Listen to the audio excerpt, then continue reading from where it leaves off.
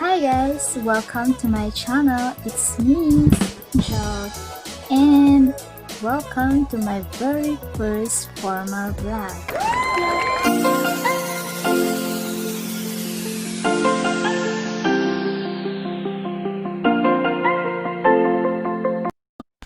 Guys, may kasama nga pala tayong magiging co-host ngayon. Si Sabi, short for Guys, may kasama nga pala tayong magiging co-host ngayon. Si Tabi, short for Tiny American Bear. Okay, hindi pa nang makalimutan ako. Okay guys, without further ado, let's get started. So guys, ano nga ba ang magiging content ng aking mga vlogs? Guys, I will be making vlogs all about becoming USRN and all the process that I gone through, the requirements, the application, so summary of all my hardships and all my journeys in fulfilling my American dream. So guys, if you are interested with that, please do hit the subscribe button below and hit that bell notification button so that you will get notified if mag-upload pa ako ng aking mga future vlogs. So guys, itong unang vlogs ko is all about my NCLEX journey and I will divide it to 3 parts. Yung first nun guys is yung application process ng NCLEX exam. And then yung second one is the before the day of my exam and during the day of my exam. Yun na yung makikita nyo na na-encounter kong maubusan ng oras sa mismong NCLEX exam. So ano nga ba guys ang nangyari sa akin noon? Bakit ako naubusan ng oras? Pero God's grace, pumasa pa din. So yan, itatakal natin yan sa pangalawang video natin. And yung pangatlo is yung mga materials na ginamit ko, all of my resources, and also ano yung mga klase ng questions na pwedeng ma-encounter sa NCLEX. And also, kung paano pumapasa ang isang examiner. So guys, marami-rami yan at huwag kayong mag-alala kasi mahaba-haba yan at kinat na natin yan.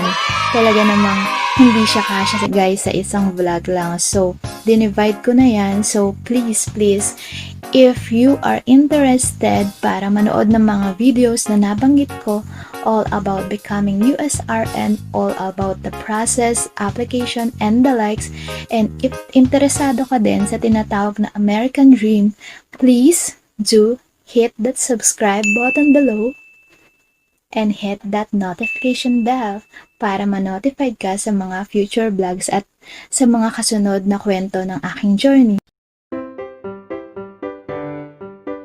So, unang-una guys, ano nga ba ang kailangan yung gawin bago mag-apply ng NCLEX or ng US State Nursing Board or United States Nursing Board?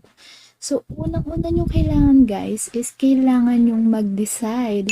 Mag-decide kung ito nga ba ay pangarap nyo, ito nga ba ay gusto nyong mangyari sa inyong buhay, gusto nyo ba talagang mag-migrate sa Amerika at magtrabaho bilang isang RN at gusto nyo rin bang manirahan doon. So, lahat yan guys, ito ang unang-una. You need to decide. Yun talaga ang unang process. Pag-isipin mo mabuti kung gusto mo ba talaga ang path na ito. Okay? Naalala ko lang na may kwento ko lang sa inyo guys. Dati, yung college friend ko, yung tita niya is isang USRN. So, for me, during that time, parang iniisip ko, parang ang imposible naman nun maging nurse sa US. Paano yun? Wow, parang ang bongga, ganun. Parang imposible, parang ang hard nun na posible ba talaga? Ganun.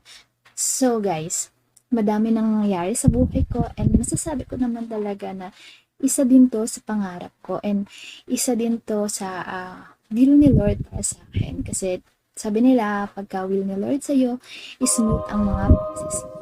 Okay? And napatunayan ko naman yun na tinulungan din talaga ako ni Lord. So, guys, Kung yun na nga, kung nakapag-desisyon ka na, kung nakapag-decide ka na, at gusto mo na talaga to, pangarap mo na talaga to, at wala nang makakapigil pa para sa'yo, wala nang makakapigil pa sa pangarap mo, okay guys, let's proceed to the steps. And I just want to remind you that itong tinatawag na American Dream ay isang mahabang proseso. Kailangan yung patient dahil hindi ito katulad ng ibang application na mabilis lang. Isang mahabang proseso ito guys. Kailangan nyo ng patient, kailangan nyo guys ng mga sakripisyo, kailangan nyo guys na mag-intay. Masakit, di ba? Pag mag-intay, mahirap maghintay. Kailangan nyo mag-intay, and also, kailangan nyo rin ng mag-invest ng money. Okay guys, pero don't you worry guys. This is all about investing in your future. This is all about investing into yourself. This is gonna be worth it in the end. Kaya, ito na nga guys, ito na, sasabihin ko na. Okay guys, maidagdag ko lang bago ko sabihin yung steps. Worth it, I think it gonna be worth it, nasabi ko kasi nga, itong American Dream, pag naging USRN ka na, kahit nasa Pilipinas ka pa, ay magkakaroon ka na ng lisensya at pwede mong ma-process kahit nasa Pilipinas ka lang. Yun nga, pag nakapasa ka ng NCLEX, pwede ka na magkaroon ng license ng United States, kung ano mang states yon. And also, pagpunta mo ng US, RN ka na, and ang binibigay na visa for USRN is yung green card or permanent resident. So, automatically guys, pagdating mo doon, permanent resident ka na and you will work as a registered nurse. So, it will gonna be worth it. Kahit pa matagal ka mag-iintay dito sa Pilipinas, at least nandito ka, 'di ba? Kasama mo din yung family mo habang pinoproseso mo yung application mo, or yung iba naman nasa ibang bansa din habang nagwo-work. So, yun lang. It will gonna be worth it. So, yun na guys. Diretso na talaga tayo sa steps. Totoo na to.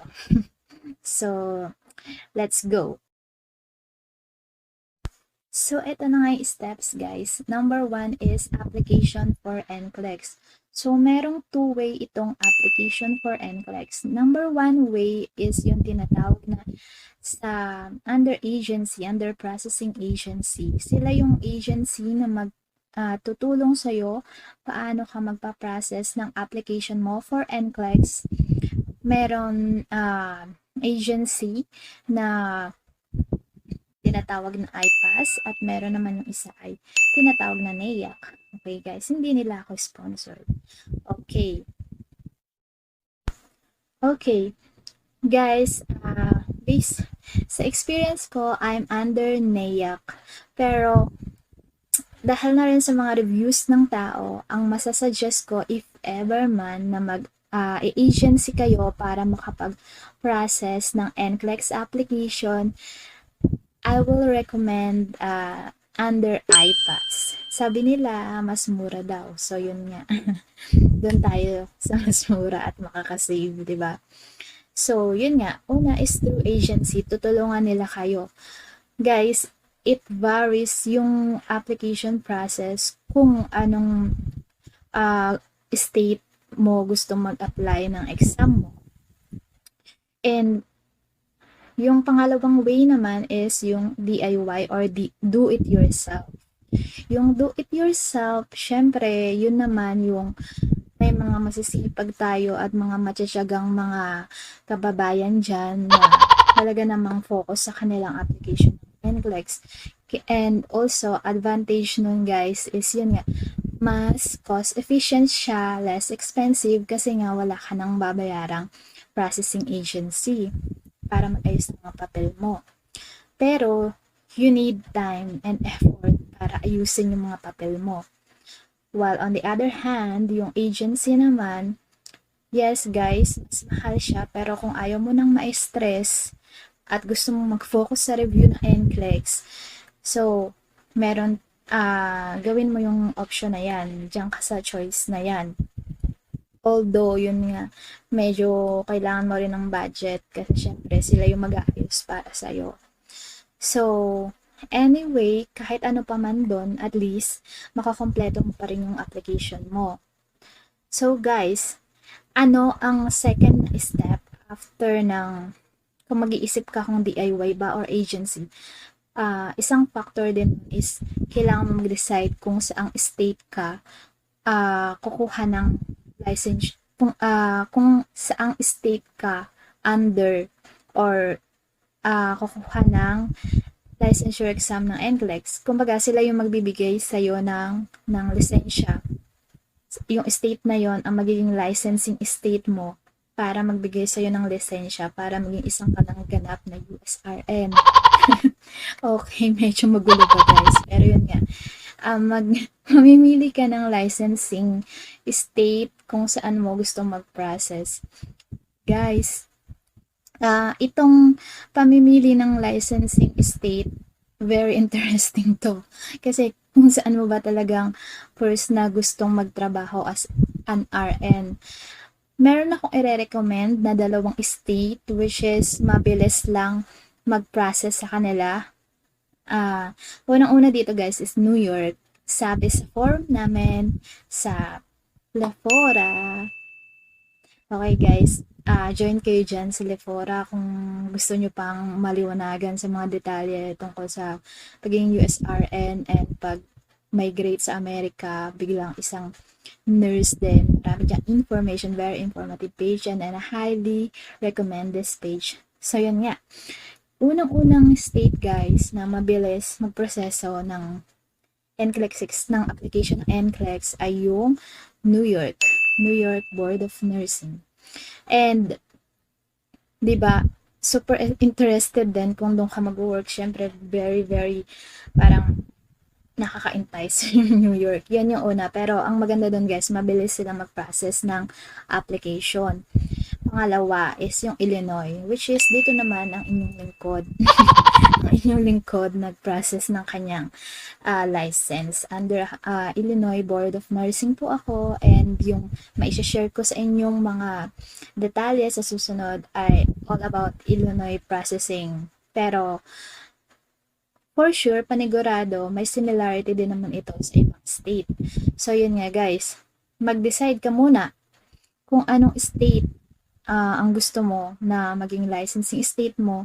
And then, yun kasi makaka-apekto din sa pag-apply mo ng NCLEX kasi iba-iba guys yung requirements nila. Iba yung sa state ng Texas, iba yung sa state ng California, and iba yung sa state ng Illinois. So, kung nakapili ka na, siguro dyan ka na talaga makakapag-decide kung gusto mo ba talagang mag-DIY. Kung mahirap, pwede ka na rin mag-agency kasi mahirap din magkamali at mahirap din magsayang ng pera at oras. Pero kung kaya mo naman at madali naman, go for it. DIY mo na lang yan, girl. Okay? And then, reminder lang na itong licensing state, hindi na dito natatapos na doon ka na talaga magtatrabaho. Pwede mo yung i-endorse guys. Kunwari, like me, Illinois ang aking licensing state pero madedeploy ako sa Pennsylvania. So, nag-endorse ako ng license ko sa Pennsylvania. Pwede yon guys, pwede yon. Kaya nga, isa rin sa tip ko sa inyo, mamili kayo ng state kung saan mabilis silang mag-process ng application for NCLEX, mabilis nila kayong mabibigyan ng authority to take NCLEX. So, yon. And then, okay, let's go to the next. Okay guys, next na tayo. And yung next naman is yung tinatawag na pre-eligibility. Kung eligible ka ba mag-take ng NCLEX. So, dito na pumapasok yung mga ayusan ng mga papers, like sa CGFNS, magkakreate ka ng account, magpapurchase ka ng credential evaluation services, or kung may agency ka naman, sila ang gagawa nun for you. And also, ito rin yung nagpunta ako sa PRC, nag-process ako ng papers ko. Kailangan na yung requirements ng PRC para sa Credential Evaluation Service or CESDA ng CGFNS. Kailangan nila ng PRC to validate kung talagang license ka dito sa Pilipinas, kung nurse ka talaga dito. So, para sa akin, nag-walk-in lang ako sa PRC Sampaloc, Manila, and may form na alam ko may form na ida-download sa CGFNS, and nag-walk-in lang ako doon sa PRC, and then inayos ko yung yun nga, validation of license ko. And merong FedEx dun sa labas. Sila yung magsisend nun pa US through that FedEx. Pero ang magsisend nun PRC, guys. PRC. Si PRC. Nagbayad ako noon parang mahigit 1,000. Basta more than 1,000. Ganun binayad ko. Yun ay pre-pandemic. I don't know, guys, ngayon kung papaano na yung proseso nila dahil nga nag-COVID pandemic. And then, also, kailangan mong asikasuhin yung school records mo. Nagpunta ako sa school ko, inasikaso ko yung TOR, kailangan yon, and RLE. And meron ding form from CGFNS, ida-download, and ibibigay doon sa school mo, and sila mag-aayos lahat ng document. And remember, guys, na dapat sila ang magsisend nun sa CGFNS. Sila ang sender nun. Okay? And after nun, yun naman, yung sumunod doon is criminal background. Okay? Sorry sa ingay. Sa ingay na dumaan. Okay, next is yung criminal background. Ito naman yung nag-send yung agency ko ng form for fingerprinting. So, ang ginawa ko dito, guys, nagpunta ako sa NBI dito sa amin at nagpa-fingerprinting ako. And yun nga, sinenda ng agency ko yun sa US. So, yun yung mga pre-eligibility. And what's next after that? Yung pre-eligibility pala, guys, it will take 2 to 3 months for Illinois upon the receipt of all the documents. Bago nila, syempre guys, it will take time na maasikaso yung sa school records mo. Depende yan kung maagap or mapursige ka. Lalim maagap. Mapursige ka na pumunta sa school mo, mag-ayos ng dokumento, at depende din yan sa process ng school mo, guys, kung mabilis silang mag-process, guys. Also, yung PRC, depende din yan, guys, kung makakapunta ka agad sa Manila, guys. Okay, so upon the receipt of all the documents, si CGFNS, dun siya mag-i-start na mag-evaluate ng credentials mo. Yung credential evaluation services na yon for Illinois, pwede siyang mag-take ng 2 to 3 months upon the receipt of all the documents. And after that, ito na guys. Nga pala, re-remind ko kayo, guys. Tip din, alamin nyo muna kung gaano katagal yung magiging timeline nung application process nyo for NCLEX. Why? Kasi ito, guys, pinaka-importante din yon. Kasi from that, sabihin mo, kunwari, 5 months for Illinois bago kanya mabigyan ng authority to take the test. That will be the time na habang pinoproseso yun, magre-review ka na, guys. Kasi, yun nga. Kaya nga dun sa mga gustong mag-focus talaga and may budget naman, nagpapa-agency na sila para focus na sila sa NCLEX. Like, pero yung mga kaya naman at masisipag natin mga kababayan, yun, nagdi-DIY na sila. Pinaka-importante yun, guys, yung timeline ng state mo, kung gaano nila katagal mapaprocess yung application mo for NCLEX, and gaano katagal bago ka magkakaroon ng authority to test, 'di ba? Kasi yun yung magiging review time mo. I-maximize mo na yung time mo na yan, guys, para makapag-review. It doesn't matter kung makapag-exam ka agad or hindi. Ang mas importante dito is pumasa ka. Pumasa ka, guys. Ipasa mo to ng isang beses lang kasi ang mahal. Mahal din yung exam na to. Okay? So, yun nga, guys. Kailangan mong alamin yung timeline na yun para alam mo din kung kung magre-review center ka, alam mo din kung kailan ka mag-i-start mag-review center. Alam mo kung hanggang kailan yung timeline magre-review. Alam mo yung hatian ng Saunders, kung ilang chapter kada week ang tatapusin mo o ilang lesson kada araw ang tatapusin. Very important ang timeline, guys. Okay? So, yon, alamin mo muna ang timeline kung gaano kahaba para makapag-review ka ng maayos at organize. Okay? Very important yun. At syempre, yun nga, syempre, preparation is the key to pass this exam. Yun yung magiging preparatory time para makapasa sa exam to. Okay, guys? So, next. Okay, guys. So, next is authority to test. For Illinois, naging pwede siyang 1 to 6 weeks bago mabigay yung authority to test. So, don't you worry, guys. Kung medyo ang tagal naman ng proseso ng NCLEX application, mag-worry ka sa nire-review mo kung natatapos mo na ba yung mga nire-review mo. Mag-focus ka doon. Mas mag-focus ka doon. Okay?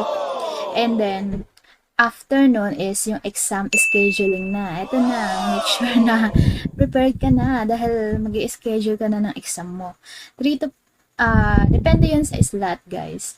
Like ngayon, nababalitaan ko sa Lefora na sobrang hirap nga din mag-secure ng slot for exam kasi nga dahil sa pandemic. Maybe for me, guys, kung pwede ako mag-advise, maybe next year na lang, mas sigurado kayo, mas sure kayo na mas safe na rin. Pero kung kailangan mag-take na talaga, so, okay, take the exam. Pero for me, I think it is practical and mas okay kung next year na lang.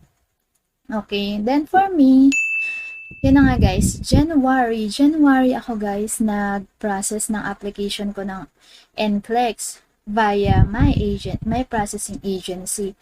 And nakakuha ko ng ATT or authority to test June na. So, January, February, March, April, May, June, 5 months. Yung 5 months na yon, nagre-review ako doon, guys. Huwag mong sayangin yung oras na yon. Importante nakakapag-review ka. Okay. Okay, nakakapag-review ka. And eto pa, hindi pala June, okay, ATT ko. Pero exam ko is August 7. Ginusto ko rin naman yung kasi gusto ko 1 week before my birthday. In this exam, guys, pwede kayo mag-schedule kung kailan nyo gustong mag-exam. So, kung favorite mo naman na to. Ito piliin mo, depende kung may slot. But for me, birthday ko is August 15. So, a week before that, in-schedule ko na yung exam ko. And schedule ko, guys, is hapon 2 o'clock. Kasi ang hirap. Minsan nag-insomnia ako. Ang hirap gumising ng maaga kapag may mahirap ng gano'n na matulog tapos gigising ka ng maaga. Baka may insomnia ako, hindi ako makatulog. So, para sa mga nahihirapang makatulog dyan, i-schedule nyo yung time nyo ng exam ng alas 2 afternoon. At least nakatulog kayo, hindi kayo masyadong restless. Okay? So, next na tayo. Ano ba ang nangyari sa akin ng aking 7 months? Eto na, guys, yung process ko naman ng pagre-review. So, eto may guide kasi ako, guys. Para organize tayo, okay? May pag-guide si madam. Okay, guys, January, nag-self-review ako. Nung bumili ako, guys, sa Moraita ng yung si Saunders, yung makapal, bumili ako sa Moraita noon. And nakakita naman ako, naghahanap ako sa internet, ang hirap maghanap, pero sa Moraita, nakabili nga ako yung makapal na Saunders. Ito yung itsura niya. Ayan, Saunders na yan. Yan ang nakatulong sa akin habang ako ay nagsa-self-review. And, nung time na yon, syempre, nag-recall na ako mga love values, recall ng mga theory, recall ng mga kailangang aralin. At nag-aral na ako. And, by that time, yun na nga sinasabi ko sa inyo, guys. Ito yung time na kailangan mo rin malaman yung schedule ng mga review center para ma-incorporate mo sa review mo. For me, March 11 to April, 5 weeks ako guys, nag-review center. Ito, lecture proper sa Moraita to. This is pre-pandemic guys ha, pre-pandemic to. Meron pa kami mga lectures nito, mga review center. Pero ngayon alam ko, online na lahat, syempre for safety, for everyone's safety, online na. Which is advantage and disadvantage. Advantage kasi nga, hindi mo na kailangang mag-dorm sa Moraita, Manila. Hindi mo na kailangan pumunta doon physically. And yun, sa comfort lang ng house mo, pwede ka nang mag-aral. Pero disadvantage kasi para sa akin, medyo low yung stimulation, hindi nakaka-stimulate pag online. Although may mga some programs na nakaka-stimulate, pero iba pa rin guys yung may mga kasama ka nag-aaral talaga tapos physical. Pero depende pa rin sa inyo yan guys, sa preference nyo. Pero ngayon wala talaga tayong magagawa kasi nga online, di ba? Pandemic, kasi nga pandemic, so wala tayong magagawa doon. Ang importante naman doon, focus nyo, makapag-review kayo para pumasa talaga kayo dito sa exam na to. Very, very crucial yung preparation na yan. Saka yung mamili kayo ng maayos na review center. Yon, talagang may enhance ang knowledge nyo. Masasabi kung ano talaga dapat aralin. Kasi hindi naman dapat talaga lahat, alam mo. Totoo yun guys, may mga highlights na kailangan talaga. Na yun talaga aaralin mo. So, after nun, 5 weeks ng proper lecture proper namin, umuwi ako sa probinsya girl. Umuwi ako sa amin. Tapos, yung si review center, si NRS nga, binigyan kami ng account sa NCSBN Learning Extension. So, patuloy pa rin yung pag-aaral. Sabi ko nga, 7 months ako nag-review guys. Nag-focus ako. Others, 3 months lang nagre-review. Depende yun sa inyo. Depende yun kung gano'n nyo kakaya ng mag-take ng NCLEX. May mga review center na i-assess ka muna nila bago ka mag-exam kasi mahirap na mag-take ka tapos hilaw ka pa. Alam mo yun, hindi mababa yung percentage ng pagpasa mo. May mga review center na na-advisean yung mga student nila na wag ka munang kumuha, ganyan. Kasi nga, nakikita nila yon sa evaluation. Sa review center ko guys, nakikita yun na evaluate nila, may one-on-one. Kami na coaching before exam sa aming coach. Syempre, may coaching kami sa aming coach. So, yun. So, after nun, nag-answer pa rin ako guys ng subject base. 1 month before exam, nagbalik uli ako doon sa Manila at nag-answer ako ng mga subject-based question guys. Alam niyo ba, 300 a day na questions ang sinasagutan ko araw-araw para lang mahasa ako sa pagsagot ng NCLEX exam. Para yung immunity is nandun talaga. Kasi guys, ang questions for NCLEX before mag-pandemic is 265. So, ang review center ko, binibigay sa akin araw-araw 300 exam. Nasasagutan ko talaga. So, focus talaga ako doon. Kaya, very hanga din ako sa mga ibang yung mga nag-duty pa talaga, tas nagre-review ng NCLEX talaga naman sa Ludo. Kasi ako nga ito focus yung hirap na ako sa buhay ko. Tapos papasok sila sa review center, galing duty, di ba? Sobrang dedication and sobrang paghanga din talaga sa mga nurses na yan. Eto guys, gusto kong ipakita sa inyo yung mga sinagutan ko ng mga questionnaires. Wait lang, ito guys. Nice. Ito lahat yun guys. Napakadami, diba? Napakadami na sinagutan ko. Ayan ang mga pinaghirapan ko sa sakripisyo ko sa NCLEX. 300 a day questions. Halos mahilo-hilo ka na. Yung mata ko parang nalalabo na. Ayun guys, ang dami-daming sinagutan. Meron pa nga ako hindi nasagutan Parang ilan din yon. Pero sobrang, it's all worth it naman. And talagang yung review center namin, sinasanay talaga kami na magsagot ng mga questions para sa NCLEX, para sa amin yun, para sa immunity namin, para at least yung 300 na yun, kaya namin sagutan. Tapos, at least pagdating sa NCLEX 260 na lang kaya pa rin namin kasi guys immune na kami na maraming sagutan, 'di ba? So guys, ayun na nga ang part 1 ng aking vlog all about NCLEX application. So guys, summary lang tayo and review lang tayo. Yung first na step is you need to decide personally for your American dream or for your dream kung gusto mo ba talaga itong path na to. And then second one is decide which state kung saan ka kukuha ng initial license mo.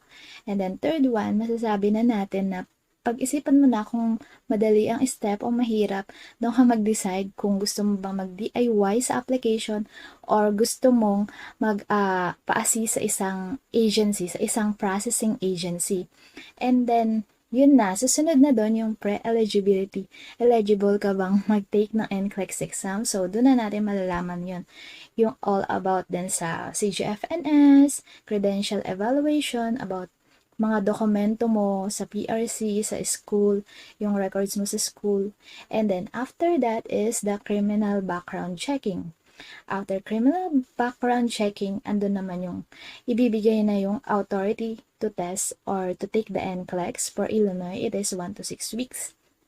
And then, after that, ito na guys, exam scheduling na. So, doon na mag-schedule ka na ng exam para makapag-take ng NCLEX. And aside from that, all of the process, isipin mo ang pinaka-importante na nakapaloob doon, yung review time mo. Kasama din yan sa proseso habang inaayos mo yung iyong NCLEX application. So, yung pinaka-crucial is yung pag-aaral at pag-prepare para talaga namang mapagtagumpayan mo ang iyong Battle of NCLEX. So, yun guys, ang ating summary. Guys, di ba mahaba-haba pa ang American Dream natin? Di ba tabi? So, mahaba-haba pa guys. Kaya naman, it's a long journey. You need a lot of sacrifices and patience. Pero sabi nga sa isang quote na nandito sa aking notebook, sabi, never give up on a dream just because of the time it will take to accomplish. The time will pass anyway. So, totoo naman yun guys. Ang importante guys is may pangarap ka. So, dare to dream big. Because yung pangarap na yan, yan yung magiging fuel mo kung saan papunta ang iyong buhay. Okay? It's your fuel that will lead you into the direction that you want to go to. Kaya mangarap ka and after dare to dream big, remember that nothing is impossible with God. Also, kailangan mo lang din ng iyong pagtsatsaga, sipag at determinasyon para ma-accomplish ang iyong pinapangarap in the future. Kung ito man ay American Dream, katulad ni Tabi. Kung ito man ay American Dream. So, yun lang guys, sa next na vlog natin, dun yung malalaman ang istorya ng aking pagkaubos ng oras and guys, ano bang nangyari sa akin. At buti ay ako ay pumasa sa grace ni Lord. Ano ba yung buong istoryang nangyari doon at kung papaano ini-score o minamarkahan kapag naubusan ka ng oras. So, very interesting yan guys. So, kaya naman, please hit the subscribe button below and hit that notification bell para ma-notify ka pag nag-upload na ako ulit sa very interesting topic natin na yan. Okay guys? And then after that, yung mga materials and resources na ginamit ko, i-share ko sa inyo. That's the part 3 ng vlog natin, and also kung paano pumapasa ang isang candidate, ang isang test taker ng NCLEX, kung paano nag-i-score ang computer para sa iyo. So, diba? Very, very exciting ang mga susunod na kaganapan sa ating vlog. So guys, thank you for watching and thank you for listening to me. I hope na marami kayong natutunan na information about NCLEX at hindi lang doon kundi sa buhay-buhay, sa life advices na sinasabi ko sa inyo. And I hope guys na susubaybayan niyo pa rin ang ating mga susunod na vlogs. So yun lang guys, and thank you for watching and please stay safe and God bless all of you. Bye bye. See you next time.